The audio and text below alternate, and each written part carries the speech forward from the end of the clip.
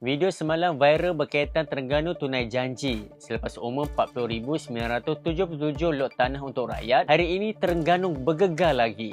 Damn! Minyak digali di bumi sendiri. Dulu sekadar penonton sunyi, kini Terengganu bangkit berdiri, ekonomi digerak di kaki sendiri. Nice. Terengganu buat sejarah. Kita tak nak duduk tunggu royalti lagi. Dalam ucapan pergulungan di sidang DUN, Menteri Besar Terengganu mengumumkan satu langkah berani dan di luar biasa yang bakal mengubah masa depan ekonomi negeri. Buat pertama kali sejak merdeka, Terengganu tidak lagi hanya jadi penonton dalam industri minyak dan gas. Kini kita melangkah sebagai pemain utama, mendirikan identiti sendiri, Terengganu Petroleum. Melalui JSC Negeri, kumpulan Terengganu In, negeri ini sedang mara ke hadapan dalam segmen penerokaan pengeluaran abstain ENP, bukan lagi hanya memungut royalti yang boleh disekak, ditangguh, dimanipulasi bila-bila masa.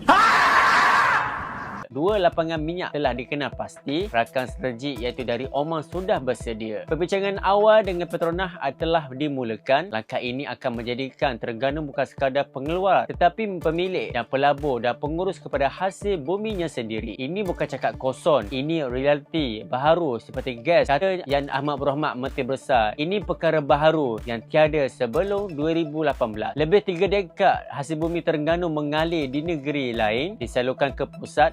Hanya pulangan 5% royalti diberi kepada negeri, itu pun royalti yang boleh disekak, ditangguh, dimanipulasi bila-bila masa. No! No! Walaupun minyak ini keluar dari perut bumi kita sendiri, tetapi negeri pengeluar tidak dapat menghasilnya yang dijanjikan. Janji tinggal janji, lohong royalti terus melebar, tapi kini Terengganu tidak tunggu lagi, kita bangkit di kaki sendiri. Oh my God!